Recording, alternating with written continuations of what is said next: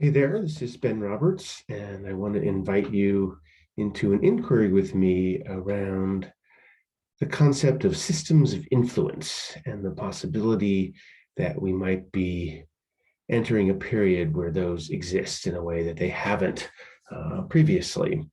And the idea first appeared for me, and I think it came out of the work of the Berkana Institute, and in particular, their famous two loops model, which you can see here in one version. If you Google it, you'll see that there are quite a number of different versions of this, but this might be the one that I first remember seeing. Um, and the two loops represent the old paradigm that is now dying and the new one that is emerging, wanting to be born. And there are all these different sort of ways that you can play within the dynamics of a system in flux like this. So engaging in the old paradigm, for example, is this notion of hospicing. And it's interesting that midwifing isn't mentioned on the bottom here, but that phrase of hospicing the old and midwifing the new, I think may have, if it didn't have its origins here, this was originally developed in 2002. It certainly was informing this thinking. And there's this concept that there's this progression, right, in the emergence of the new paradigm that the folks at Berkana name, that begins with naming the new paradigm. Innovators do that, then connecting around the people who are doing that. So the innovators are forming networks, nourishing one another. So now they're forming communities of practice, learning together, trying things out. And then there's this illuminate phase that was also tagged with the concept of system of influence emerging. And this is the stage where things really happen, where the new paradigm is born, where it emerges. There's a transition from the old to the new, and at the mainstream level, you can see that something different is happening. And my question, my inquiry is it possible that we're entering that phase now? And what would it mean if we were? How would that change how we think about the work we're doing? And what are we noticing that might point to that? I want to say a little bit also about the history of this as some background, that it's just, it's fascinating to me and a curious thing. So again, this is the diagram. There are many versions of this diagram, but this is the one that I remember seeing.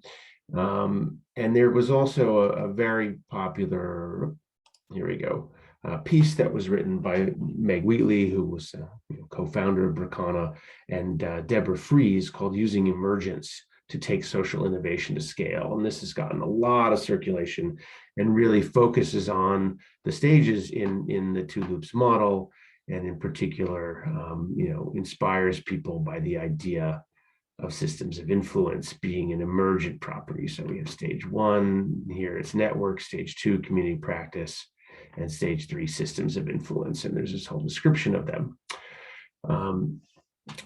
The other thing I remember a lot about being exposed to this concept was from an art of hosting training that I did. I think it was back in 2012, and Bob Stilger, who was also one of the core people in Berkana, worked with Meg Wheatley, I think was there perhaps at the birth of the two loops model in 2002. He tells a bit of a story about that in the Great Transition Stories website that his organization, New Stories, has produced.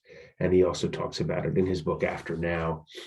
So Bob called a session on systems of influence as part of the open space we were doing in this art of hosting training. And what I remember him saying was that while the Berkana folks had been able to identify examples of where those had existed from time to time, I think maybe right before the fall of apartheid in South Africa was one that he named.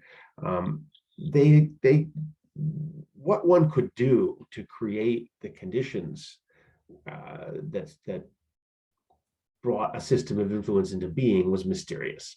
We sort of got stuck on the communities of practice stage, and what to do next to get beyond that, other than just sort of, wait and hope, was an open question. And interestingly, if you look now at the latest version of the Great Transition Stories website, where one of the frameworks that's offered there is, in fact, the Two Loops framework. This is a wonderful resource, by the way, greattransitionstories.org. So this is under Patterns of Change, Two Loops.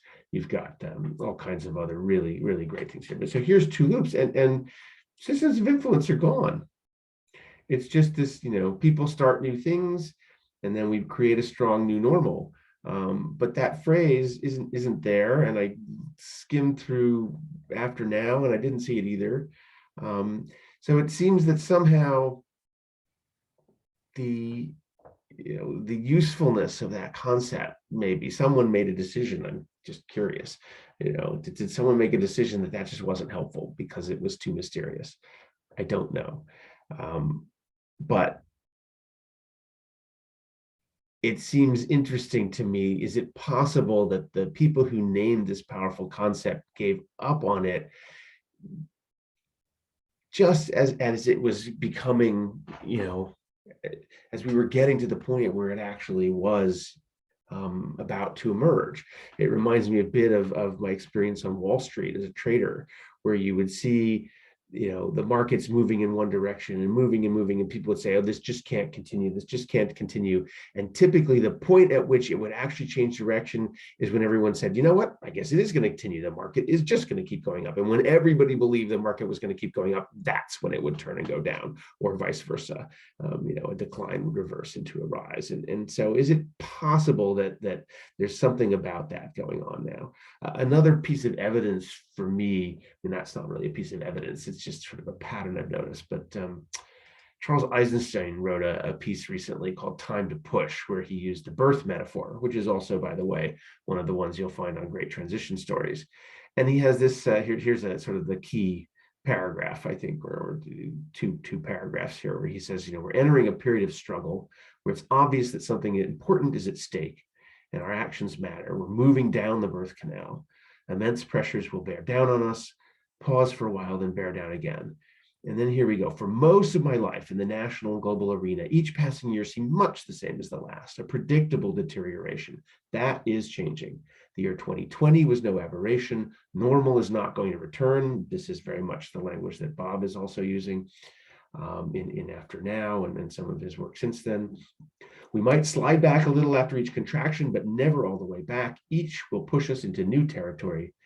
That doesn't mean the world situation will gradually improve. Quite the contrary, it will intensify with each contraction until the moment we are born.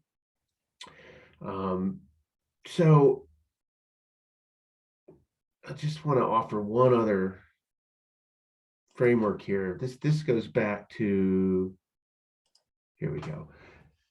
So this goes back to the Two Loops model, and I just stumbled across this really nice graphic recording of the stages of emergence. So this is from the article that Fries and Wheatley wrote in graphic. And so here's the system of influence stage. It says, pow, look, the humans are acting with skillfulness and intelligence. It's the skillfulness and intelligence of the whole planet. What's possible with all that capacity? Like bees in a hive, we can transform small local efforts into a global force for change. And here's everyone saying, this is so easy. Yeah, everyone's trying it now.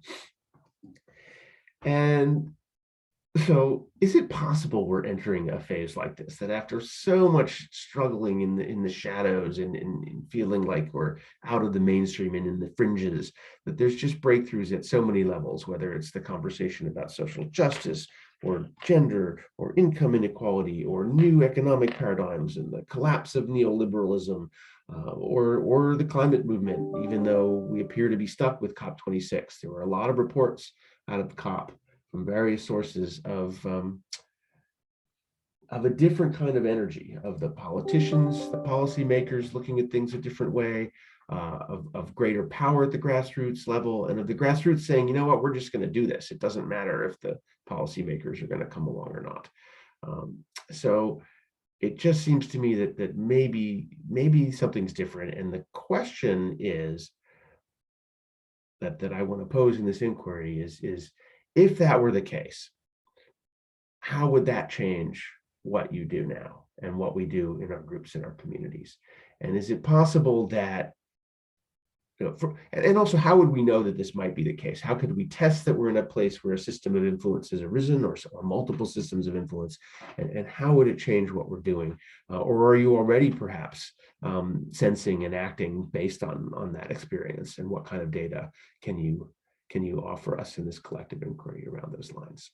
So I look forward to connecting in many different ways, online, maybe in person, asynchronously on a Google Doc, etc. But I hope you join me in this inquiry that's sort of being launched in the latter part of the current edition of Now What in November of 2021. But I have a feeling may live on beyond that in various ways. Thanks for listening.